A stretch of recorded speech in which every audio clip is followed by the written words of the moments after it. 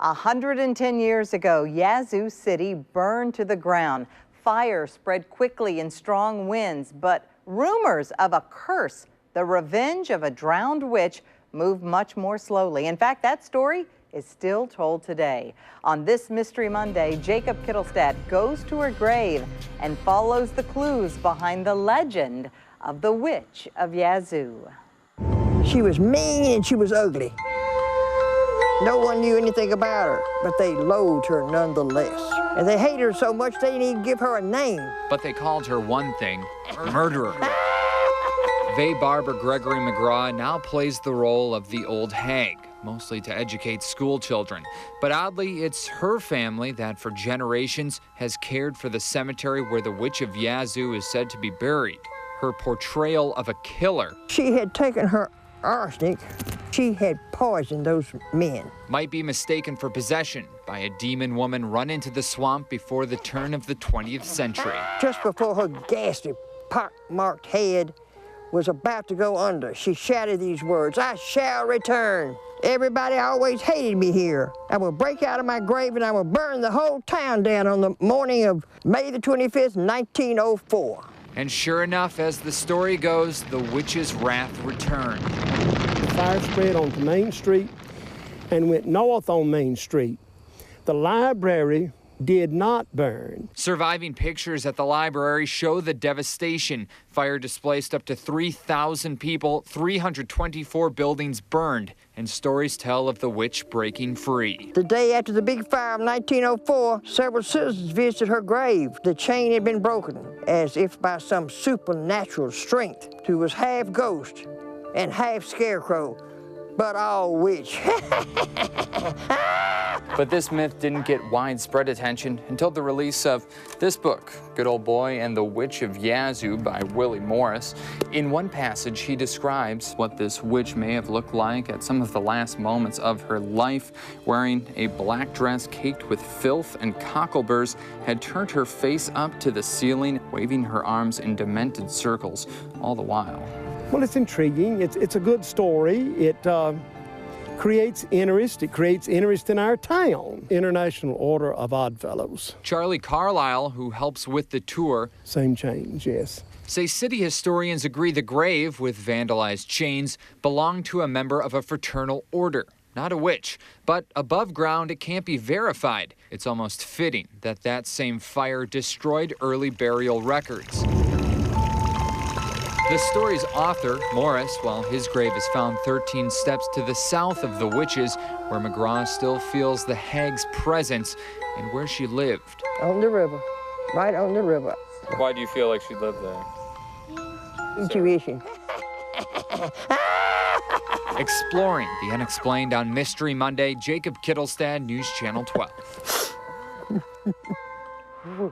No newspapers at the time of the fire reported anything about a witch's role in it at all, so many locals just call it a fun story. Although town historians have no good clue who is in the witch's grave, most are certain it's actually a man. Now, if you'd like to see the story again, we'll show it tonight on News Channel 12 at 10. You can also see it on our website, wjtv.com. Almost every mother has a story about when she found out she was pregnant. For some couples, it's difficult to conceive. For others, the news is unexpected. And that brings us to Vicksburg, where a Confederate surgeon wrote a surprise story of the highest caliber. Jacob Kittilstad looks down the barrel of a mini ball myth on this Mystery Monday. I wish I was in the land of cotton, old times there and not forgotten. Look away. Civil War historians estimate 94,000 Confederate soldiers died in battle. Vicksburg's old courthouse museum makes the devastation clear, but along with the serious side, we decided to include one not so serious note from Vicksburg history, the Minie ball pregnancy. Retired curator Gordon Cotton shows off the 1874 medical article written by Confederate surgeon Dr. LeGrand Caper. The war's been over for 9 years. My colleagues in the field keep revealing the almost impossible things that they accomplished on the field of battle. Caper's tale comes from the Battle of Raymond. The story centers on a certain kind of bullet. This is a mini ball. And current curator George Baum says the write-up was, at first, accepted. It was written by a credible person. And yeah, they thought, well, it's possible. We now take you to Raymond, May 12, 1863. We are a band of brothers and native to the soil. There's this woman and her daughter standing on the porch of their house on the edge of the field where the battle was taking place. You might say cheering them on. Dr. Capers is retreating and he hears this scream.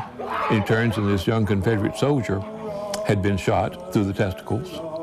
And he wasn't going to die, but he felt like it, I'm sure. Almost immediately, he hears another scream, high-pitched scream from the porch of this house. And when he goes over there, the young lady had been shot. Both survived and more. And he goes back, and the girl is very pregnant.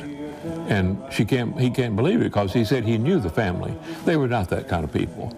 And the girl protested that she swore that she was a virgin. But the story seemed odd. In fact, Dr. Caper didn't even serve in that area at the time. And if you needed any extra convincing that this story is a complete fake, consider this. That journal entry goes on to say that Confederate soldier fathered 2 more children with his then wife, but let's think about that.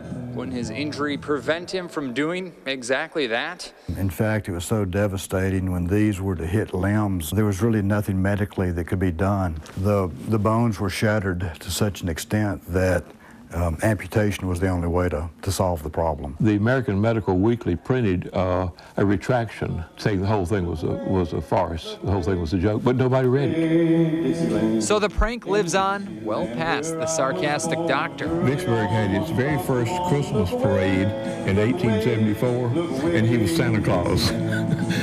So he'd been a jokester all along, I think, the original son of a gun.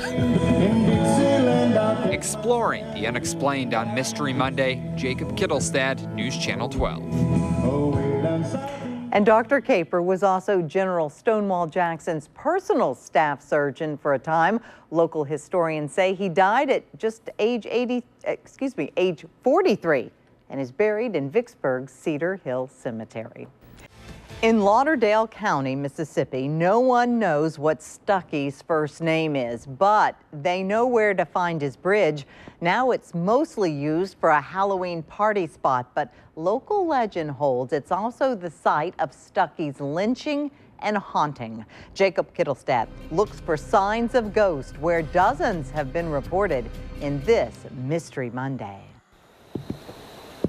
Everyone that comes here that does see something, they're frightened by it.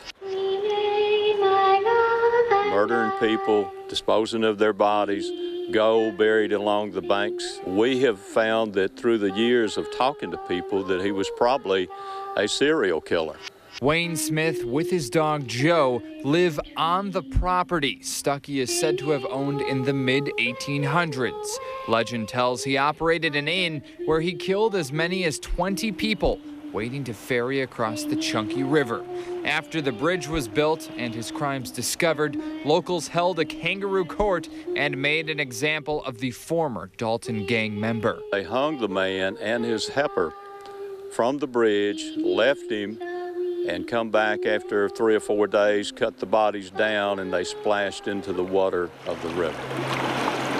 Some people say they can still hear that splash nightly, but it's the other sounds and sightings that are more disturbing. It's more of a mist-like with a silhouette of a human being, or you'll see a mist with a face in it. They have been people that have heard women screaming. And it normally occurs at night. Paranormal investigation groups share what they call evidence of violent spirits online, but other neighbors dismiss the videos as staged and the photos of ghost orbs as bogus. Just check out this selfie I could claim I took with Stuckey himself. And there's also the fact that this bridge was built after that story would have taken place, and at that point, the legend starts to fall apart. But maybe not that supernatural aspect. People come here and they see, we have had some sightings here, and one as recent as this weekend. You have to live here to see what we see and hear what we hear, because when we first come here, we were skeptical. There's something here that people are seeing and feeling, and when we come to the bridge, we feel it. I haven't seen anything, but we feel it.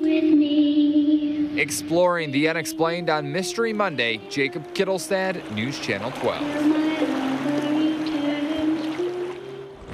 Other neighbors tell us they've actually met relatives of Stuckey who claim their ancestor was accused of murder after a dispute over a hog. But again, the evidence is lacking. So if you know anything about this mystery, or you would like News Channel 12 to share another unexplained story, email mystery@wjtv.com and we'll be in touch.